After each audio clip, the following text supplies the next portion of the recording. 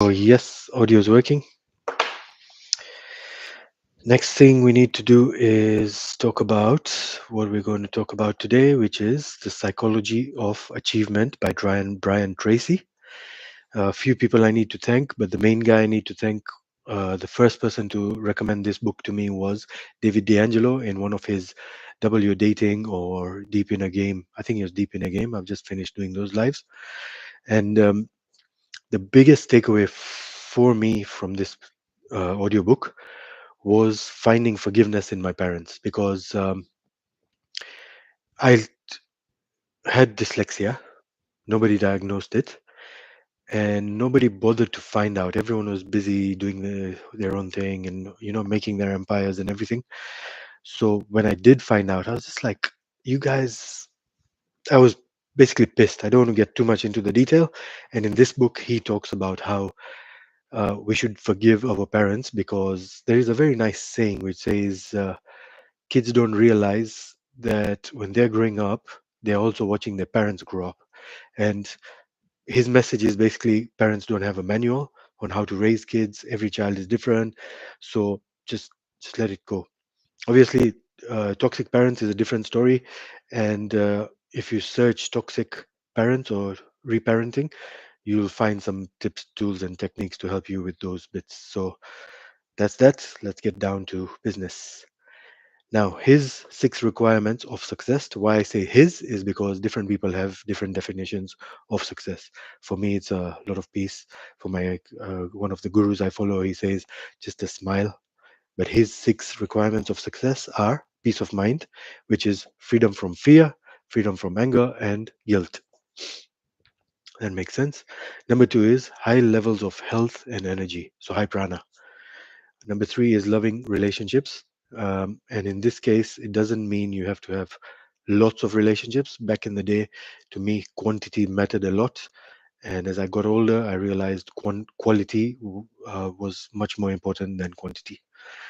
Financial freedom. Okay. And number five, okay, so that was number four, financial freedom. Number five, worthy goals and ideals.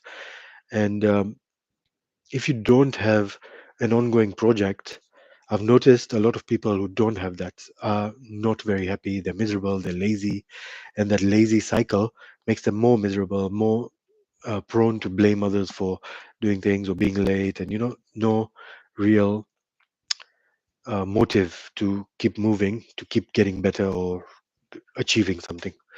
And number six is feeling of personal fulfillment or self actualization. I've linked Maslow's hierarchy of needs over there. Once we know how we work, we have to make efforts. Now, how we work, um, I want to develop my own course at some point, and the biggest one is knowing yourself.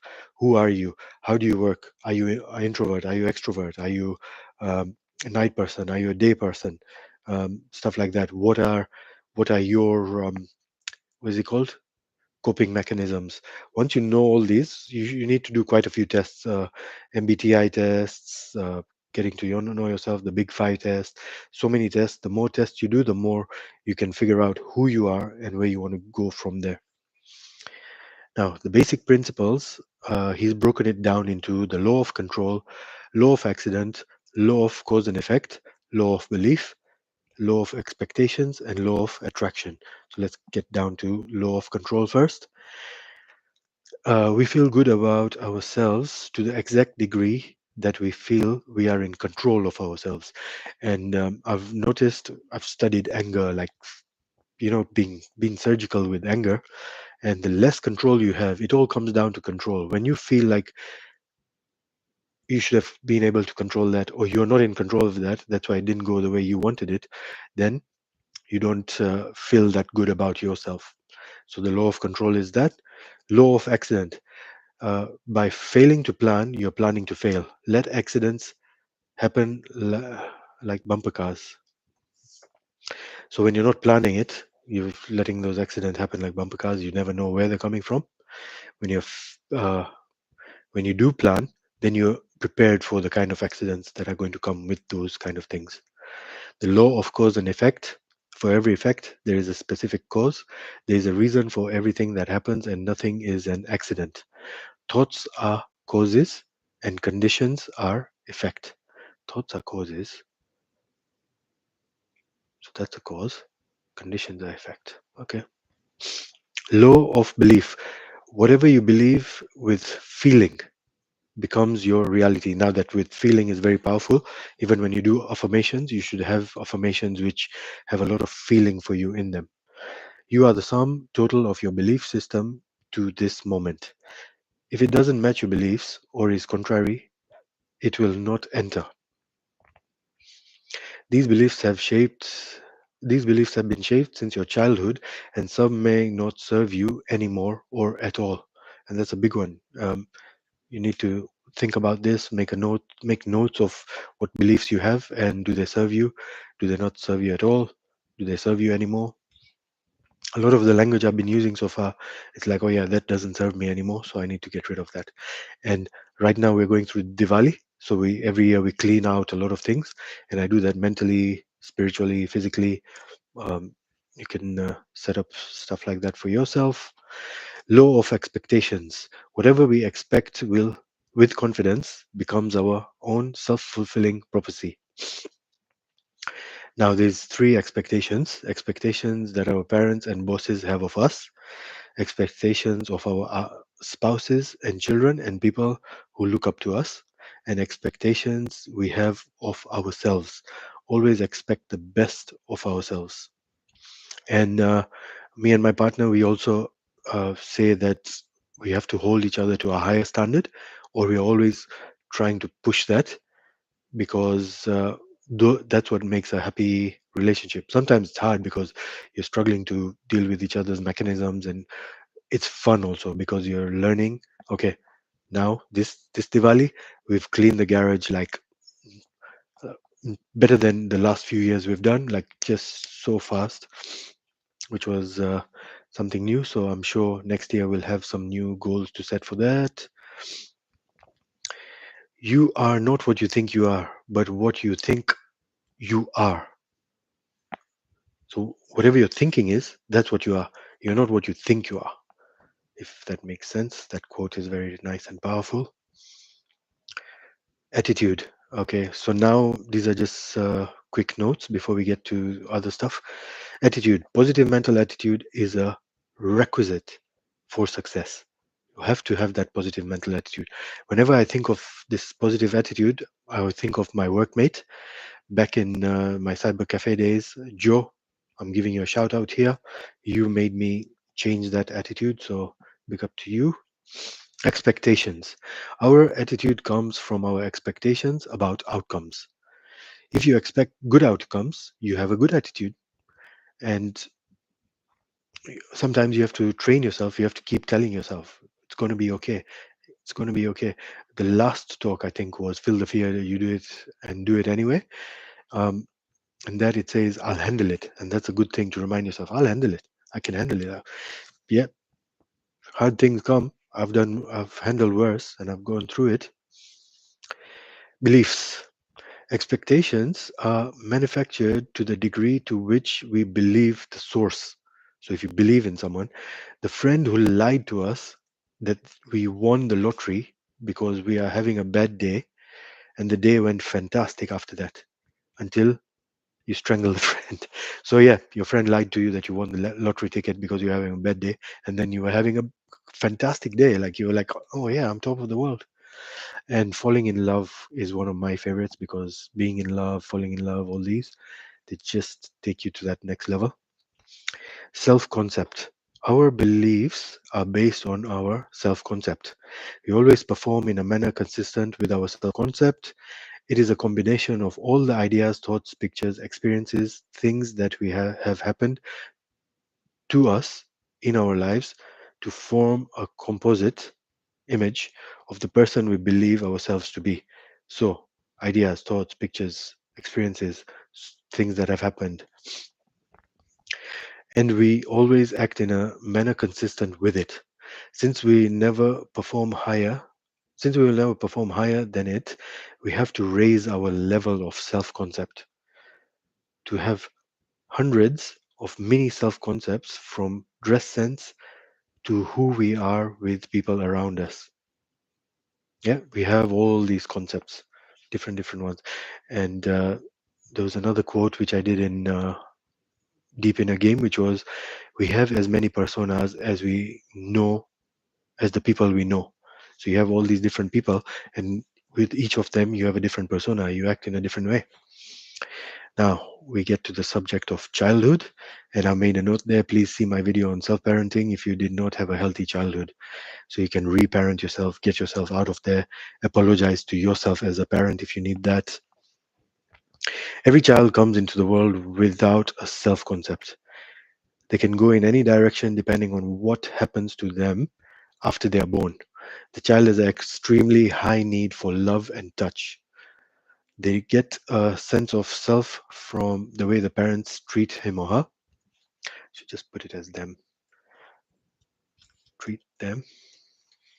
And they will learn if and how much they are lovable, intelligent, capable, and more by the way they are treated by their parents. Now, my biggest one was at some point, I had very low self worth. Like, it was strange because on the outside, when I was out in public, people thought I was this super confident, crazy person with who was brave enough to wear weird things and do different things. But inside, I was very self-critical. I didn't have any confidence, and after certain things in life beat me down, I I didn't even want to do things on my own. Like, I just needed someone there all the time, and I had to get out of that. Children need constant love as much as they need food to form a healthy personality. He talks about an experiment called Children Infant Grief Death Syndrome. It's a mouthful. Where the child, well, the children who are only fed and chained shriveled up and died. Almost all incurable mental psychosis can be tracked back to the breakdown in the flow of love in the first year and serious damage in the first few years after of the child. They will be left with they will be left with psychological deficiencies which will take a long time to undo. And it took me 7 to 9 years to undo and fix my stuff. Apart from the fear of falling and loud noises, children are fearless. You have to stop them from killing themselves basically if they're the first few years because of this fearlessness. Children are also totally spontaneous. They can have a I can or I don't have to attitude.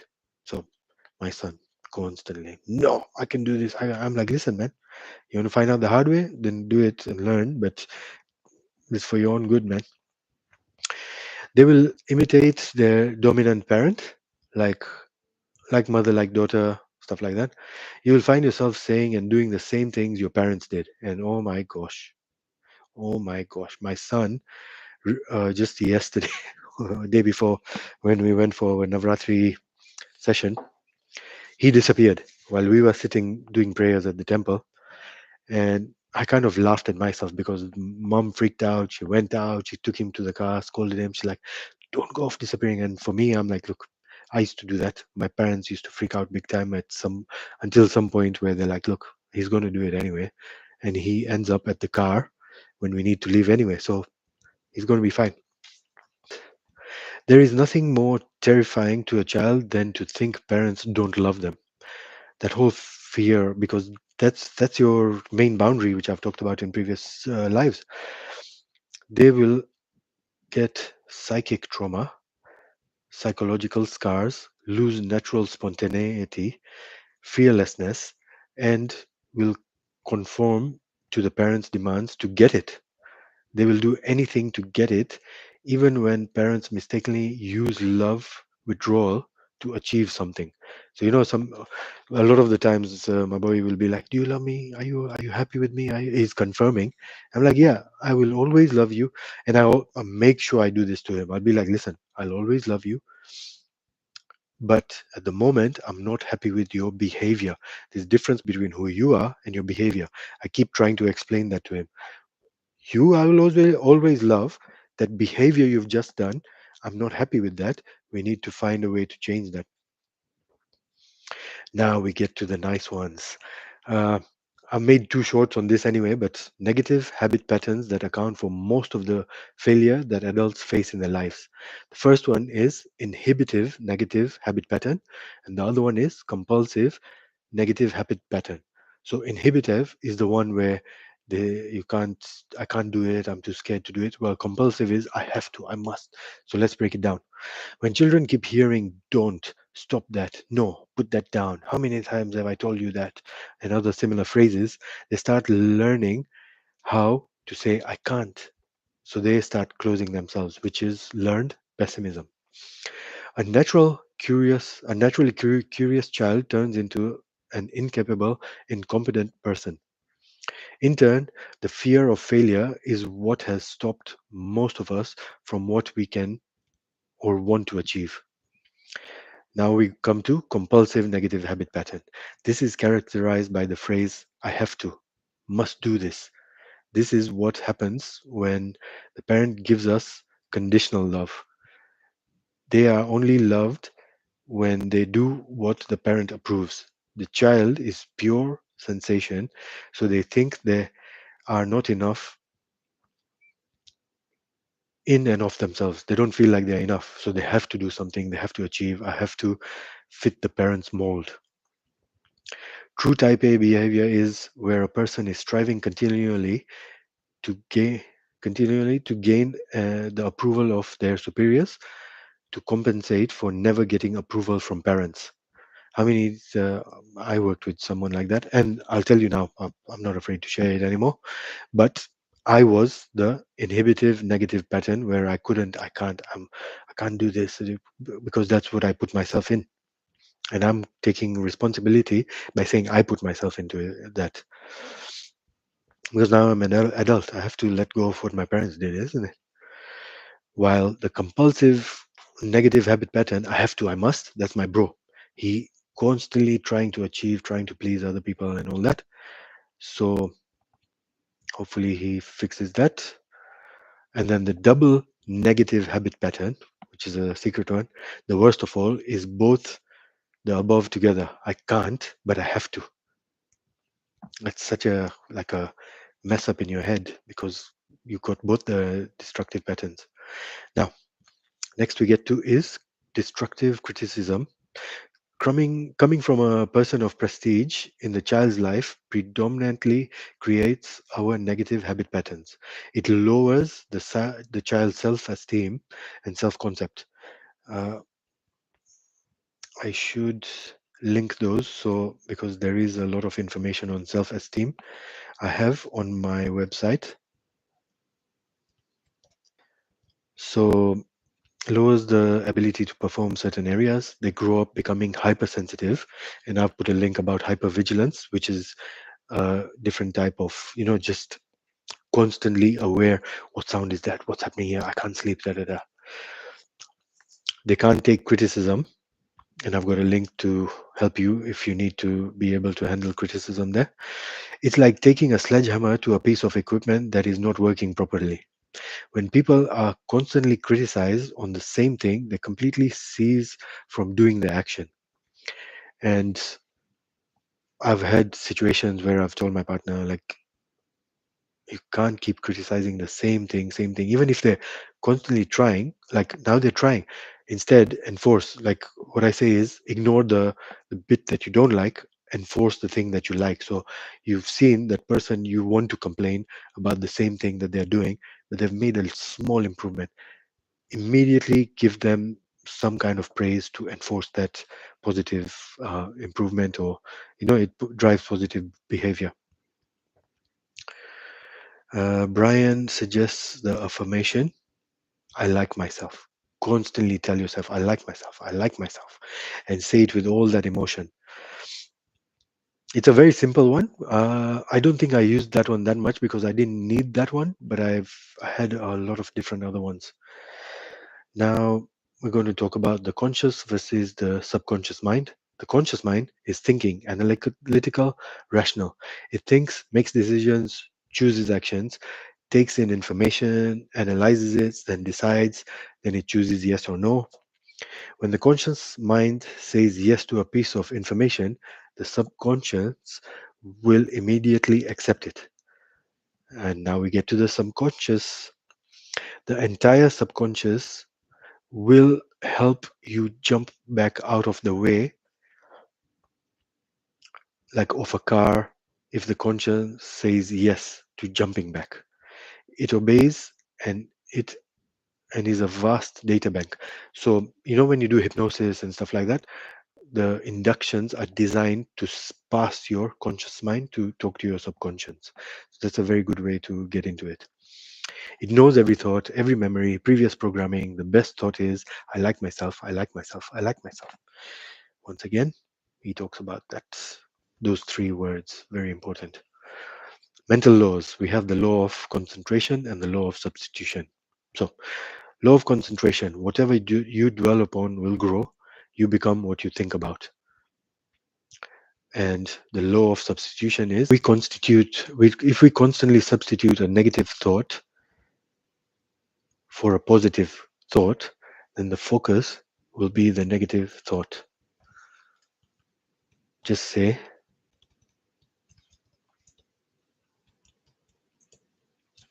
how about let's cut those bits and we'll just say, constantly substitute a negative thought for a positive thought. Okay? Releasing your subconscious brakes, which is called responsibility psychology. The role of a parent is to raise a child to be self reliant, responsible, and dependent.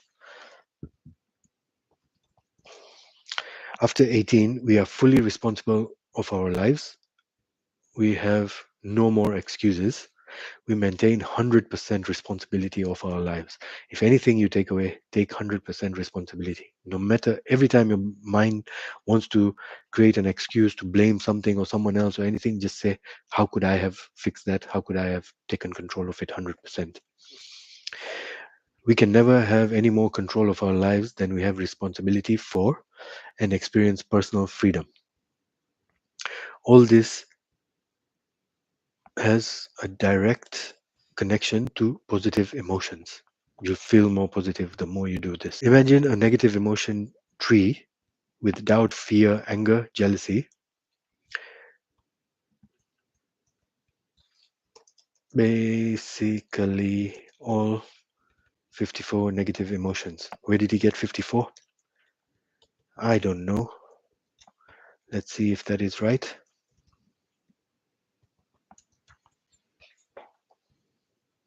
Scholarly articles on negative 50 emotions. How about I just skip that bit and I just say etc. All of them add up as anger. See, it all comes down. I have a really nice picture of this iceberg or this thing which is anger, and under it is just like doubt, guilt, shame, self this, self that, self pity, all that. Do you feel good when you're angry? Can you think right? Can you sleep right? All of your negative emotions are our reactions and a weakness of character. The root system of the tree needs to be starved to kill it. The nutrients to the tree are justification. You justify yourself. Oh yeah, this is what I need. And two, process of identification. Okay. The fastest way to kill the tree is to cut the trunk, which is blame. Why are you blaming? Every root of negative emotion is to blame. Using the law of substitution, immediately say, I am responsible, and repeat it. So, what have we taken away? I like myself, I am responsible. Trying to live life with negative emotions is like driving a car with the handbrake on, and it's true. Two roots to negative emotions: destructive criticism and love deprivation. So, after a certain age, the child is able to tell between valid and invalid criticism, but before the age of 6, they accept as a fact which goes straight to the subconscious permanently. And that's where you have to go back in and say, oh, this I don't need, doesn't serve me, out, out, out. Let's replace it with good reparenting. And So there was destructive criticism, and then there was love deprivation. Number one, parents must love themselves first. So parents with low self-concept who have a lot of children have to share that low level of self-esteem with the kids. So first of all, you have so many kids, and then you have this little tank that you're sharing. You can't do that well. Number two, parents must love each other. Children who come from broken families do not know how to love as well.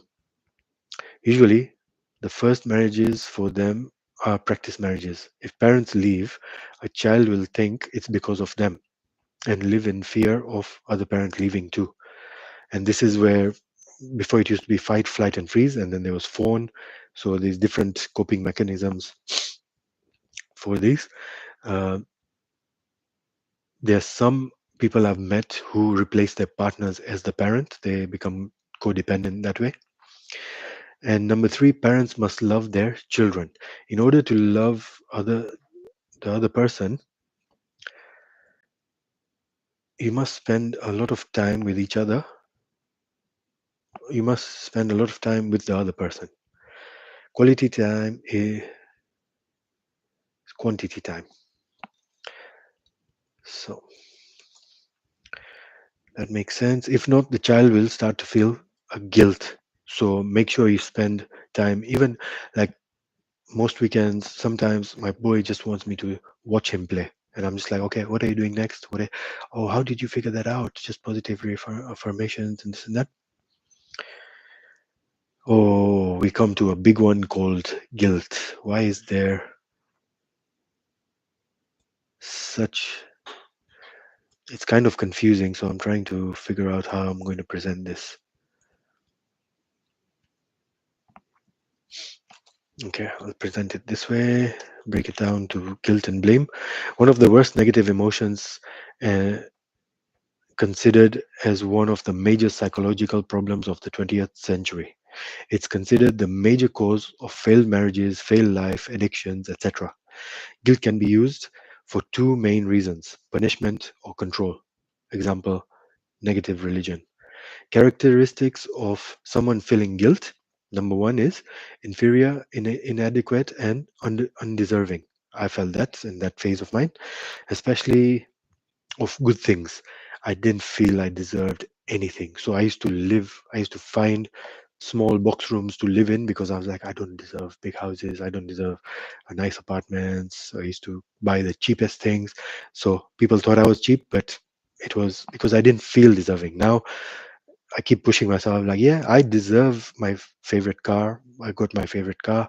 I deserve this. So I keep, it's not only buying stuff, but striving to get to that place where you deserve being in higher positions and leadership positions, stuff like that.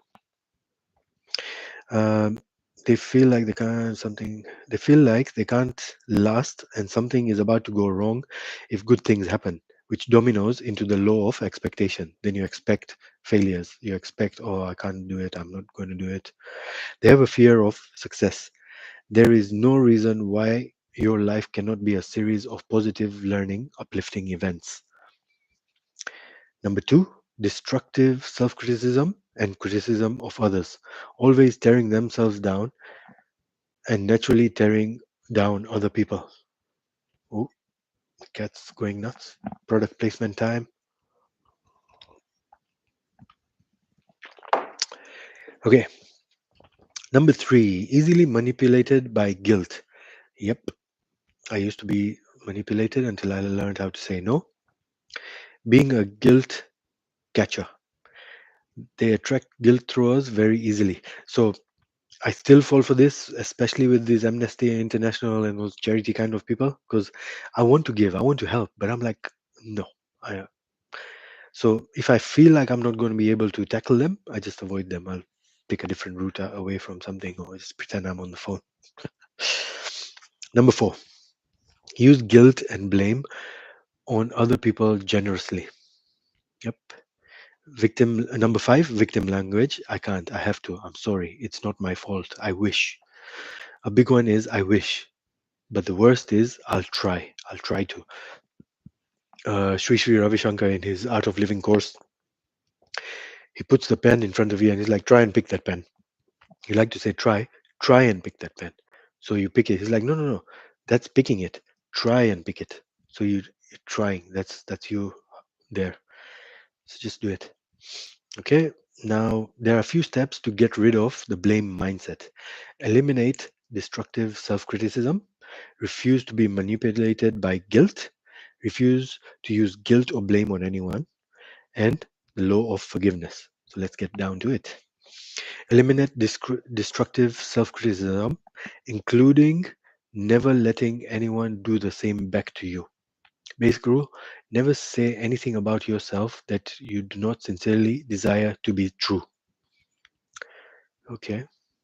Never say anything about yourself that you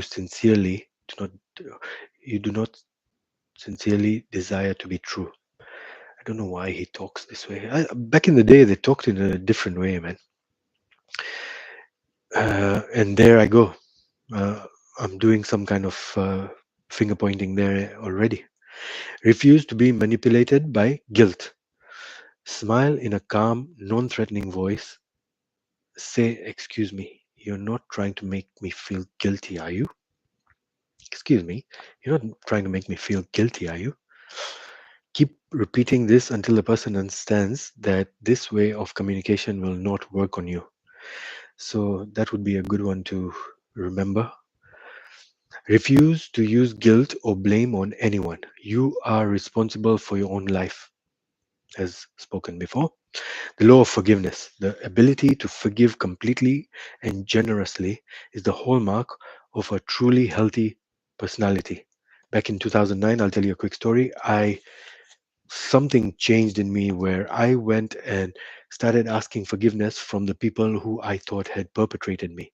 So I did not only just go to the point of forgiving them, I went to past that point and pulled back all the power. And I'm like, listen, man, I am so sorry.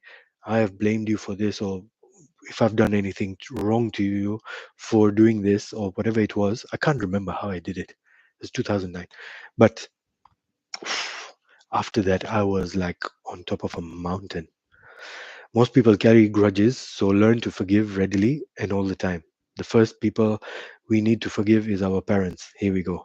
I created an exercise to do in self parenting. The link is there. We think of them as gods, but they're just human and make mistakes. We have to accept that one or both of our parents might not have loved us so much or at all.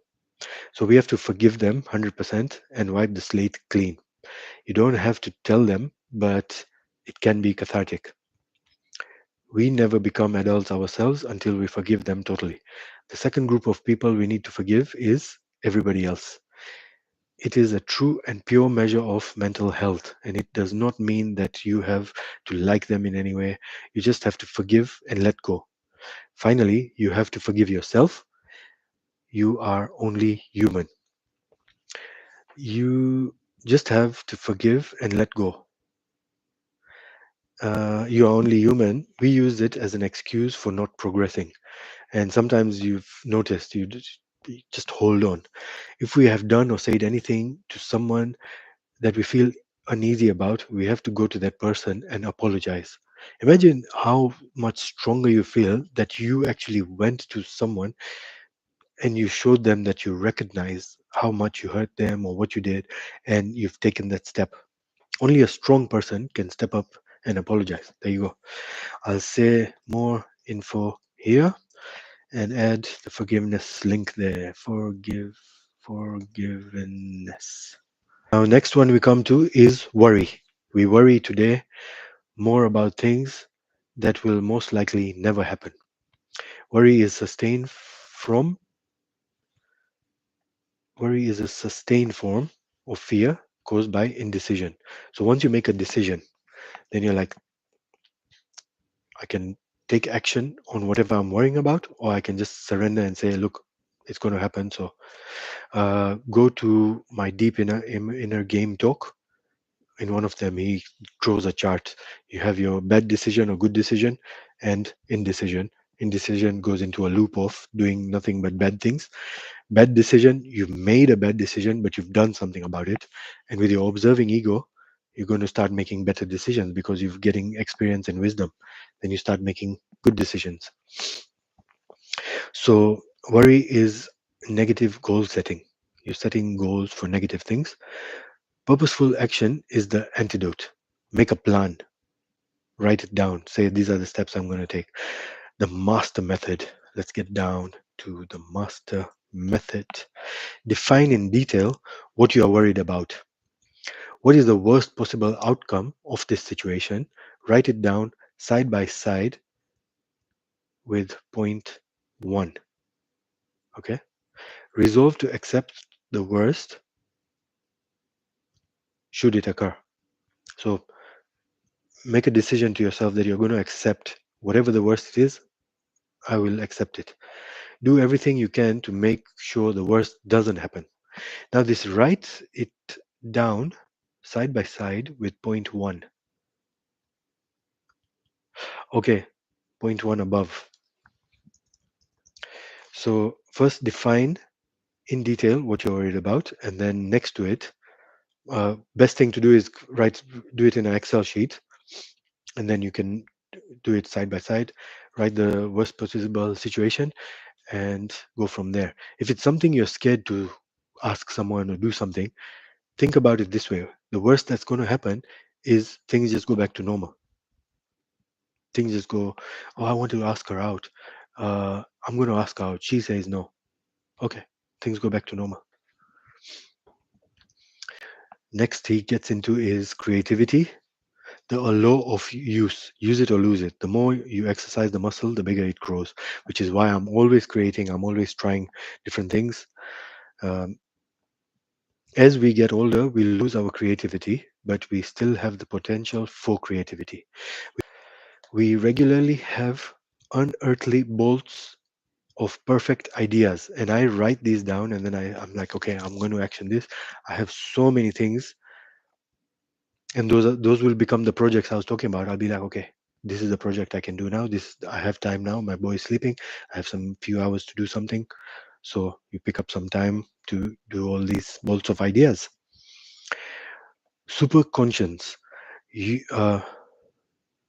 is it super conscious or super conscience? Because it's spelled super conscious. Anyway, let's just carry on because there's so much more. Some of the greatest things that have happened are because of us stepping into this superconscious mind. So many greats have this connection to make masterpieces of arts and genius. One, it has access to all data and has ability to sort what is true and perfect. Two, it functions at a non-conscious level 24/7. It Let me just make it into a that's fine. It needs a goal-oriented motivation. So you need clarity of definition and decisiveness. It releases ideas and energy to enable us to goal attainment. It responds to clear direction and affirmations. It automatically and consciously solves all the problems to your goal. I'm confusing myself now.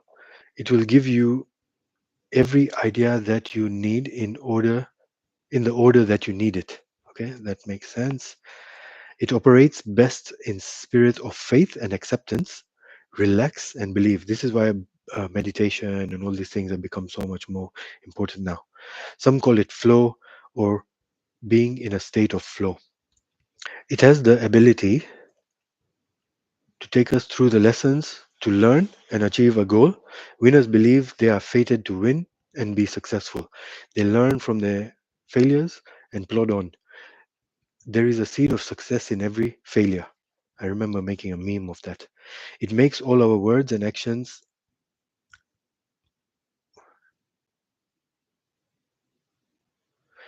Okay.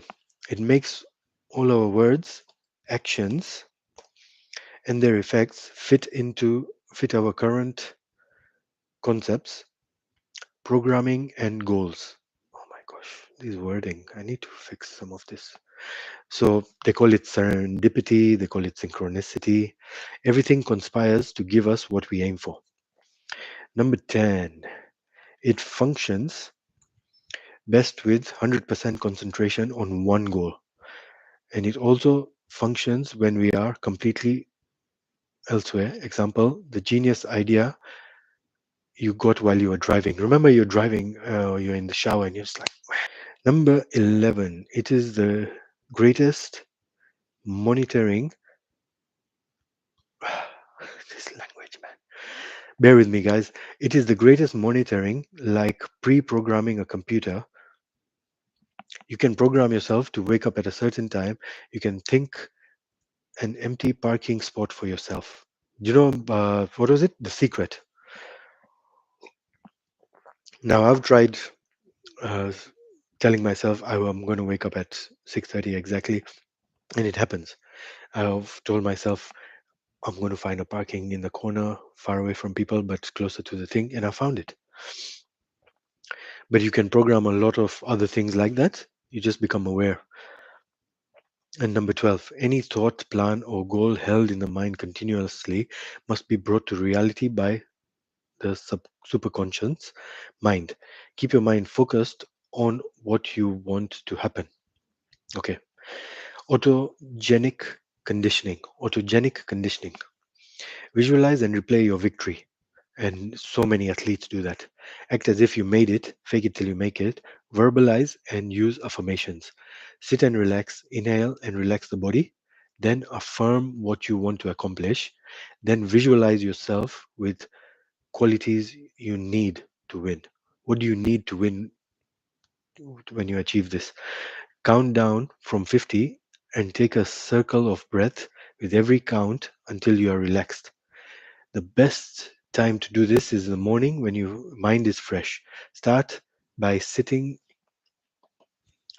start by saying you feel terrific. At night, go to bed saying, I wake up in the morning feeling terrific. So, another one to keep repeating to yourself. In the next hour, absorb right mental protein, good information, which is good information. I constantly feed myself with nothing but good information. Every now and then, I'll get sucked up into these fights on Facebook or Twitter, and Twitter is nothing but poison, so I stay away from that. Oh, yeah, now it's called X. What else?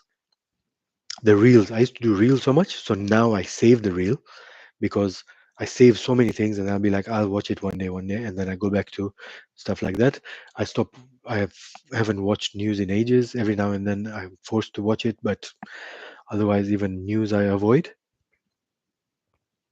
Try the above exercise for 3 weeks.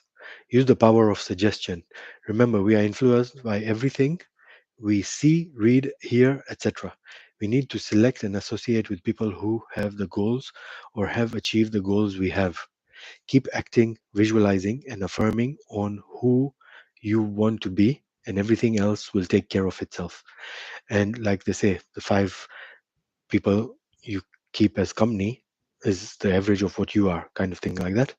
Four techniques for rapid personality change: written programming techniques, change of behavior for the day, quick programming techniques, sports programming technique, standard programming techniques. That is 5 because there is A1, written programming technique.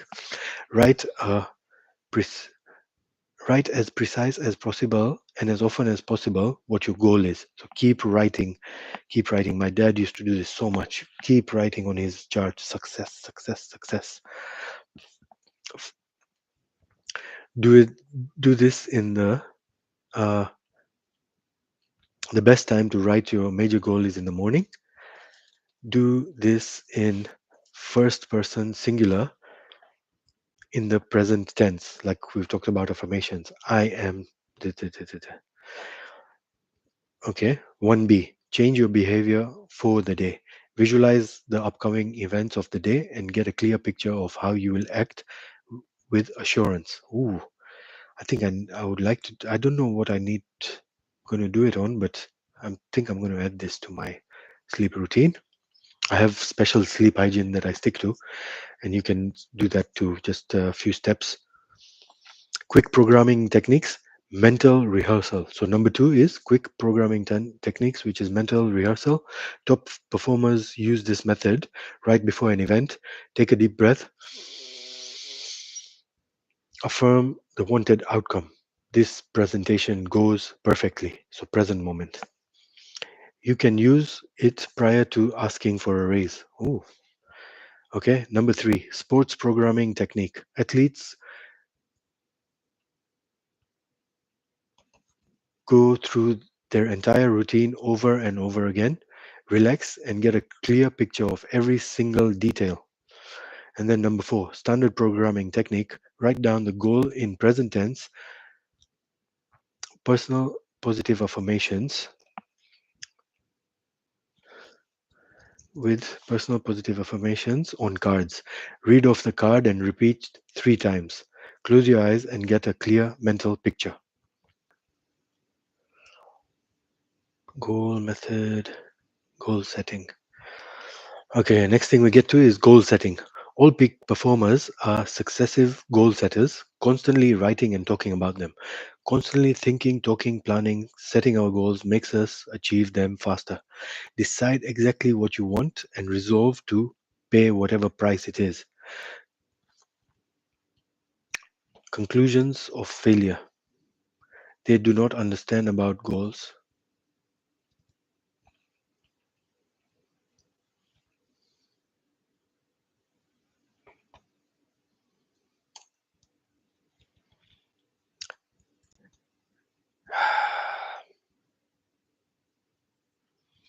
They do not understand about goal setting or how to use them. They don't know how to set goals. Fear of rejection to keep them confidential.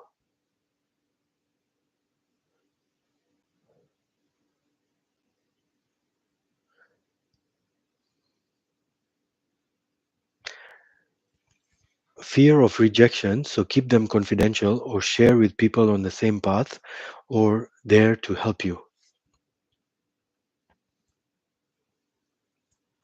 or who can help. Can help. Fear of failure. Your goal is just one step beyond failure, according to 500 interviews. How many times have they said that? Your success is just past that breaking point of failure. When people hit the wall, stuff like that. We can't control our lives without goals, and we can't feel good about ourselves if we don't have control of our lives. Some concepts. One, areas of excellence. We are naturally great in one or more areas, and we have the ability to get great in one or more area. We are put here for a unique purpose. Find and channel all energies in these areas. All the greats have found their excellent areas of excellence. You can become excellent by looking at what interests you. More in this ahead. And then Acres of Diamonds, there is a summary of this speech. But basically, everything is we want and need is right under our noses. So start where you are. Number three, balance of goals for the balance of life. So balance of goals for balance for a balanced life, family and personal goals, business and career goals, self-improvement. Questions for your goals. What are the five things you value the most in life? In 30 seconds or less, write down the three most important things in your life.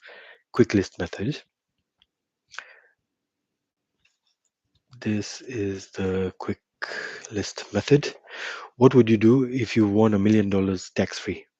What would you do if you had no mental or physical limitations? What changes would you make if you had only 6 months to live? What have you always wanted to do in your life but have been afraid to try? Look back. What type of activities give you the greatest feeling of importance, well being, self esteem, and self importance? you feel the very best about yourself. These are the ones you feel the very best about yourself. Imagine that you had one wish come true. What one great thing would you dare to do if you know you could not fail? If you can answer this question, if you can answer this, you can do it. I can't answer it. I keep asking myself these questions. I just have there's if you are one of these people who can't answer this, don't stress because there's Earl Nightingale calls it the river and the goal people. Some people are just rivers. They just move and go according to that. And while you're in that river, you will find certain things which pull you and talk to you. You enjoy that, but then you keep moving into that river. So, um, river people and goal people. Do you live in the moment or are you future oriented? Yep, that's the question. Now, next thing is goal setting method. Desire or need, set a personal, selfish goal after answering the above. Belief. Believe that you can achieve. Let me remove this stuff which doesn't make sense. Believe that you can achieve the goal you've set for yourself. Example, you believe you and achieve 50% more of your salary or set a goal to lose 5 pounds a week. So the goal has to be achieved. So the goal has to be achievable but challenging. It has to make you stretch and push your boundaries. So look at things like SWOT analysis or SMART analysis to see if it's SMART is the one because SMART has realistic goals when you're goal setting. Write it down. This is a non-negotiable for any good goal setter. Determine how you will benefit from achieving the goal. Good motivation and the more reasons, the easier you will achieve it. So write down what you will benefit from achieving this. Analyze your position and measure where you are currently. Decide and set a time. Decide a time. So you say, okay, within 6 months, I want to be here. Then you're going to break it down.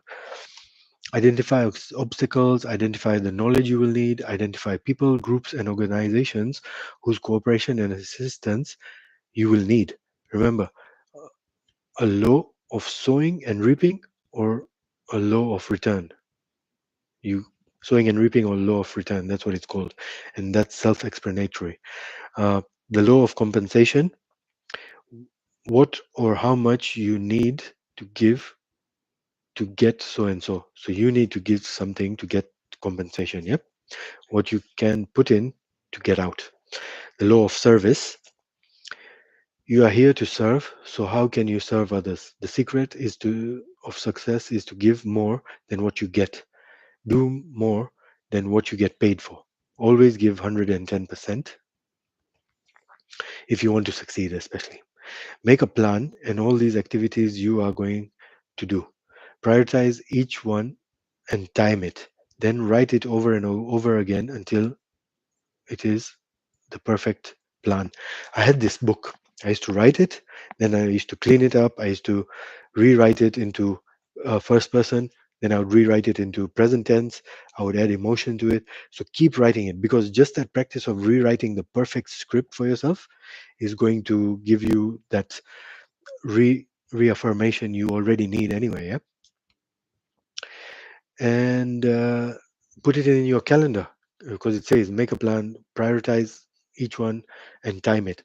So you know you 6 months you're going to be there. So every step, first week, this is what I need to do. Okay, if in the first week this is what I need to do, every day I'm going to do something here, something there. I'm going to take a break this day. I'm going to do double up on this day, and you keep carrying on like that. Get a clear mental visualization as if it has already been achieved. So if you lost that weight, you're going to wear these many clothes, you're going to feel lighter, you're going to feel more active, you're not going to feel that pain. Imagine not feeling all that pain and heavy burden and all that. Back your plan with determination and persistence and never give up. Winners have continually failed and picked themselves up. Self discipline is persistence in action. Your persistence is the measure of your faith in yourself. So, this bit, your determination. Don't give up. Even people who have failed, they keep going. They've picked themselves up, brushed it off, and carried on. Effective time management. So, was this smart or what? But one, clear, specific, and measurable goals. Two, clear, detailed plans, as detailed in step 12 above. Make a list and use it every single day.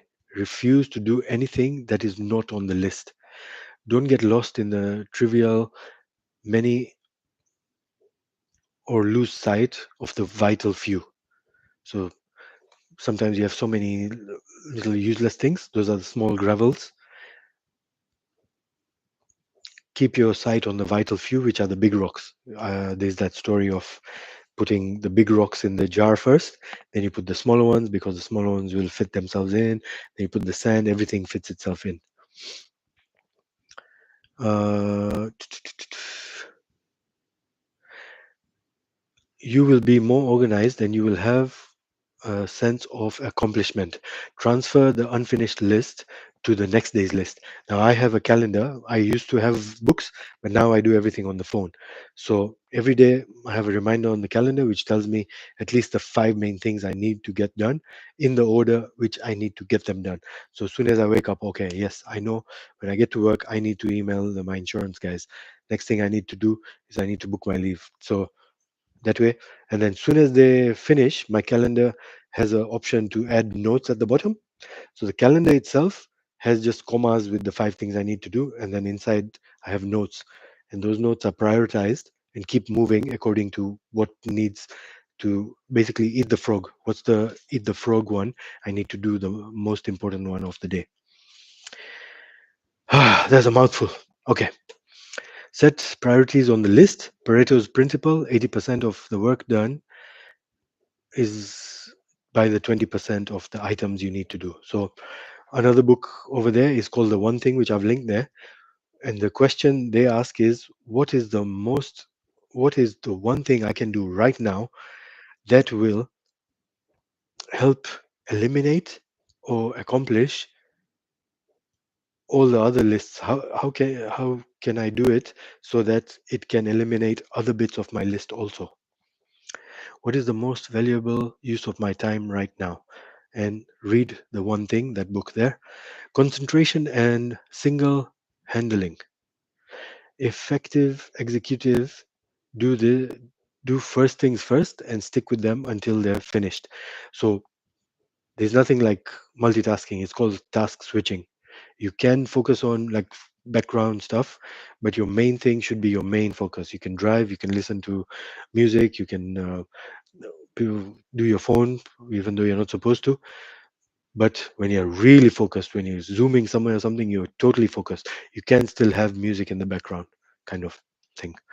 Sense of urgency, do it now, okay? Doubling your brain power.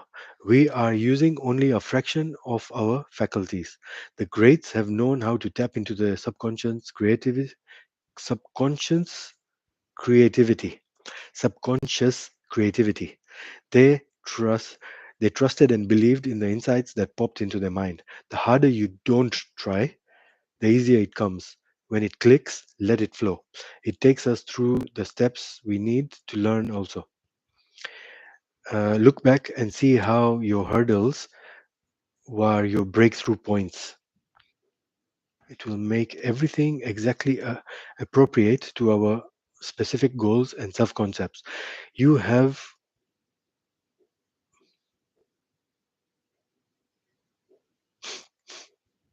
you have to have either 100% constant concentration or 100% focus on something else.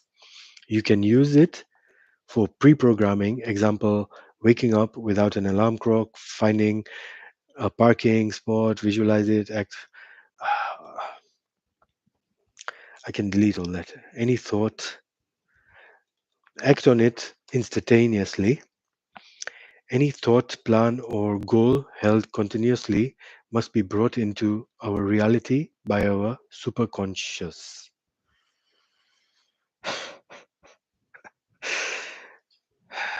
I keep saying it, man. I'm sorry for the mispronunciations and stuff, but this is how it's going.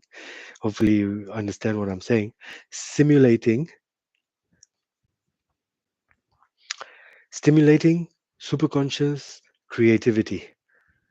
This can be achieved by one of three things: clear, specific goals, pressing problems, relevant questions.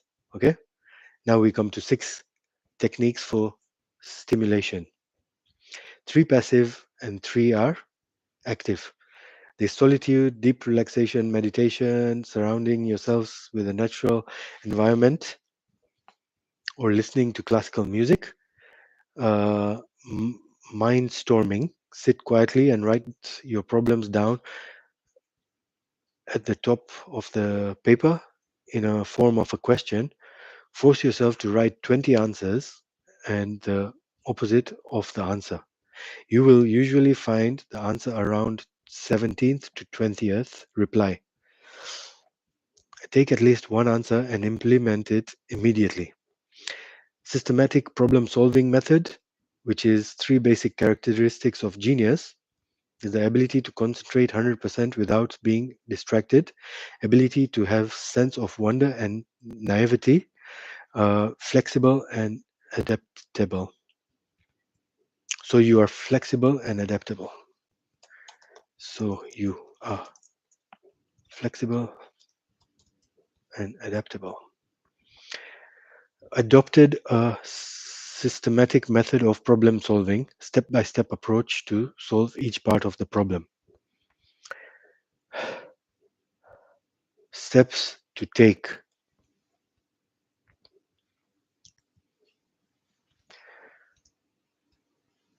to solve problems. 5A1, which is approach every problem knowing there is a logical solution waiting to be found. What is the solution and where is the solution? Control the use of language and change negative words into positive. Problem to challenge or opportunity. Clearly define the situation in writing. What are the possible causes of this problem and look for the roots. Identify all the possible solutions, no matter how logical they sound, even if they don't make sense. How is that? That's better. Think and talk only about the solutions, focus on various solutions. Make a decision. Assign specific responsibility for parts of the solution. Who does it? To what standards and in what way? And then set a deadline. And then finally, 6, brainstorming. The ideal number is 4 to 7 people. You can brainstorm with these many people, and the ideal time is 30 to 45 minutes. Concentrate on only one thing.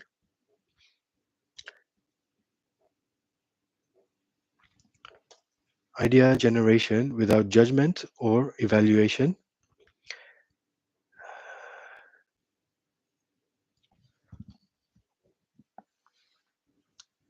Evaluation will take place in the next session. One person will lead and encourages each person to provide a solution. Keep going around the table until ideas flow like water. Appoint a scribe and make the question as clear and as specific as possible. Set a deadline. Encourage laughter, silliness, funny ideas. The idea is to go for the greatest possible quantity. So we're going for quantity at the moment.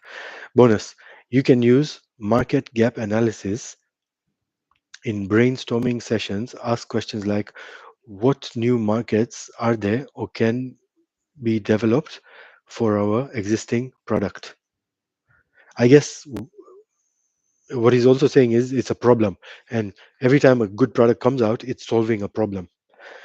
What new product can be sold in our to our existing customers? What needs do our customers have that aren't being satisfied? Our superconscious solution come to us throughout our day to day lives from intuition. So always listen to it. It could be through chance encounters from meeting people to reading a random article. Identifying a superconscious idea has three steps. One, it will come to your mind 100% complete. It will be blinding flash of the obvious. It will you will feel a burst of joy and energy. I should have cut this up into parts. Superior human relationships. Okay, now we go into some more bullet points. The law of indirect effort. We get everything that we want or desire in an indirect way. The hardest way to impress others is to try and impress them. Be impressed by them. Give what you want. Ask questions. Be like, wow, you are like this. Amazing. An individual has the an individual has a healthy personality to the exact degree to which they have the propensity to look for the good in every situation. Emerson. So basically, the more they look for the good in others, that's how healthy their personality is. The more varied people you can get along with, the healthier your personality. The better your self esteem, the more you like and accept people. Everyone we meet have a self concept and would like to boost their own value and self esteem. Do it to and for them. When we raise theirs, we raise ours. So praise them, be into them, make others feel important, which starts with acceptance. Smile at them. Give them approval and make them feel praiseworthy. Praise specific acts or actions and praise regularly but intermittently. Praise immediately or as soon as you see a good deed, they will do more of what is praised. I can't tell you how important this one is. I want to bold this one because it's very important to me. Show appreciation, say thank you, they will feel valuable. Admiration of their things, the way they dress and the choice they make. Example, praise men's ties and shoes because they take a lot of thought into those. Don't argue with people or don't go head to head with what you disagree with. Judo it. A man convinced against his will is of the same opinion still. So that's a quote. I can't remember who said it, but you, you keep seeing these memes on the internet now where you're like, oh yeah, thank you for fighting me on this. Now I've changed my beliefs because you've had your trigger warnings and triggers and all that. It doesn't happen. People are going to have those beliefs still. Attention. Pay pay attention to what we value. The more attention we give someone, the more value we give them. We build our own attentive and listening powers by practicing this. The self-esteem shoots up the more they feel heard. The more you hear someone, active listening. A lot of people are not doing this anymore. Look for trance words. This is one thing. I don't know if he'll say it here, but whenever someone says something and everything, and they'll give you certain words they keep repeating, either sense words, I see this, I think this, I feel this. You can copy those, and then they'll talk about something. Oh yeah, Star Wars episode, this and that.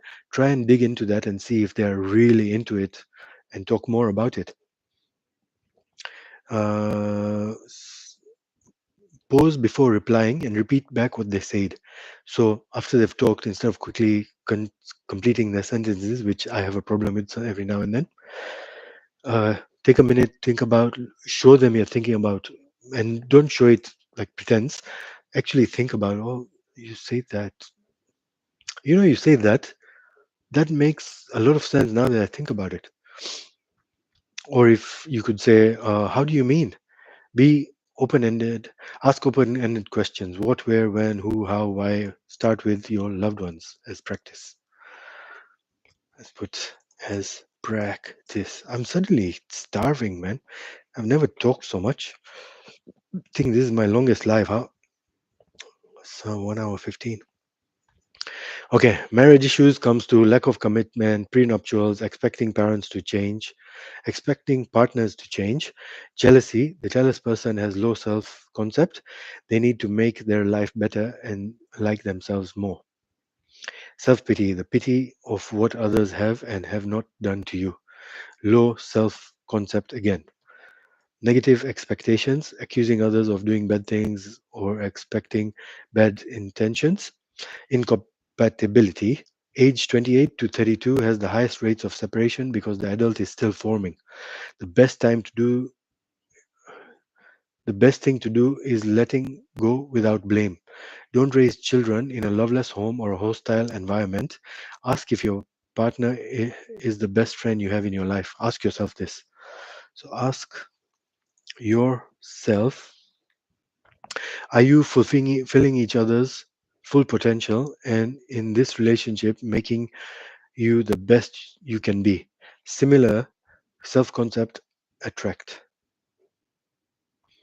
Similar self-concept, self-concept. Anyway, move on. Unhappy will drag the happy down. Liking and respecting is more important than being in love. Opposites attract only in temperament. Observe how well the conversation pings. Now, pings is my word because I love this. Maybe it is his word, but I used to love getting a good ping. That would always make me more attracted to someone. I'm going to add a link here. Relationship. This guy did a study over I don't know how many decades. Uh,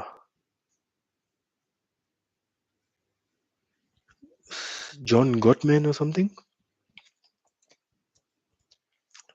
Relationship. How men can manage race. 36 question. Let's try horse men. Making marriage work based on science, and he'll talk about a few things which he can predict divorce rates and things like that. So that link is really good.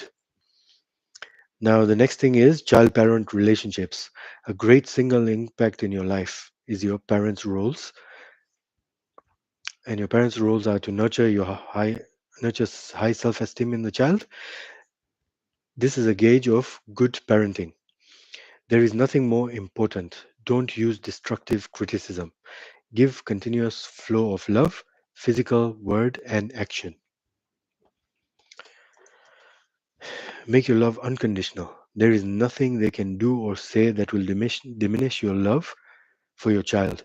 Smile at them, look at them with loving eyes. Focus attention without distraction. Give them encouraging praise, reinforcement, kindness, and patience, especially when they are least lovable. That's a tough one. Keep practicing it. High achievers become High achievers come from homes that are democratic and take the child's opinion into account and also believe in and receive calmly and positive expected. What the hell have I written there? Oh my gosh. High achievers come from homes that are democratic and take child's opinions into account. It still doesn't make sense, but I'll leave it there because I want to get over this now. Get your child to look in the mirror and say, I like myself. Parents can correct their destructive patterns by going to your child and telling them you are sorry for the mistakes you made and that you accept 100% responsibility. I think this is very, very important. So I'm going to also bold this.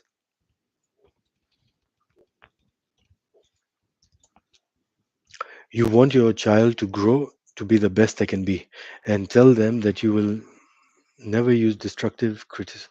Then tell them you'll never use destructive criticism and that you will need help from them to remind you.